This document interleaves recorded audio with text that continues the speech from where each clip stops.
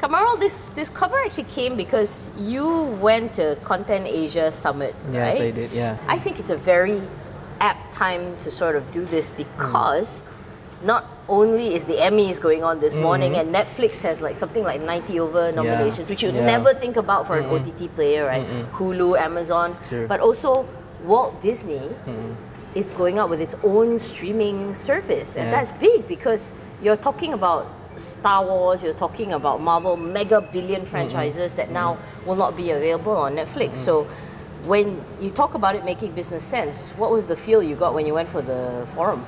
Well, the feeling that I got was that everyone agrees that this is the future. Okay. You know, needless, yeah, right? yeah, and even the traditional broadcasters, the TV stations, they are coming up with their own OTTs as well because they know that they cannot not have an OTT that platform. option, right? Yeah, like for example, TVB in Hong Kong, they actually, they started as a free-to-air, and then they come up with pay TV. That was quite a failure for them. But then after that, they realized that, for them, even though TVB is a very big station in Hong Kong, even across Asia, but they know that, for them to still be in this segment, they would have to come up with their own OTT. So they come up with their own OTT, which is called MyTV Super. Okay. Yeah, okay. yeah. So and MyTV Super has been very, very successful in Hong Kong.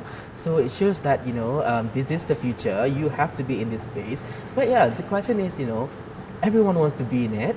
And it's a regional kind of business. People can just Malaysian broadcasters can actually launch in Singapore, in Thailand, in Indonesia, in Philippines.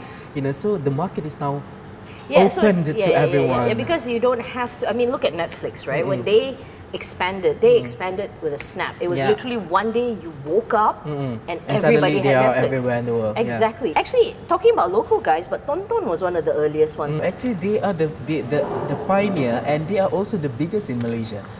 Which I found quite surprising. Yeah, actually. I know. Yeah, 7 million viewers on Tonton, probably because they had a huge library of content of Malay drama, and they already have a huge captive market for it, because the Malay demographic, those who actually watch Malay dramas, it's actually quite big, and these are people who watch Malay dramas every single week, every single day. So the market is actually very strong compared to international content, like Netflix and iFlix bringing international content as well, and the other guys as well. They find it quite hard to crack. You did mention about regulatory issues, and people are wondering whether or not MCMC, who didn't get back to you, wanted to say about whether maybe there'll be certain things not let go, certain things kind of go. I honestly think it shouldn't be regulated, because this kind of thing should be personal choice, or if it's like you're scared of your kids, it should be the parents policing it, not the government. I mean, is that the impression you got when you talk to all these fellas? They don't really know, what kind of regulation that regulators are going to come up with. But the feeling is that yes, there will be one time. I mean, there will be a time when regulators will regulate the OTT industry, simply because this is going to be the mainstream in the future. But here's the main thing. Piracy is something in Asia more than anything else. We have had a problem with. Why is it that we seem unable to want to really pay for content? I think it goes back to our mindset, because we never feel it is wrong to buy pirated products. I mean, Asia has a huge market for pirated products, from handbags to whatever that you name it.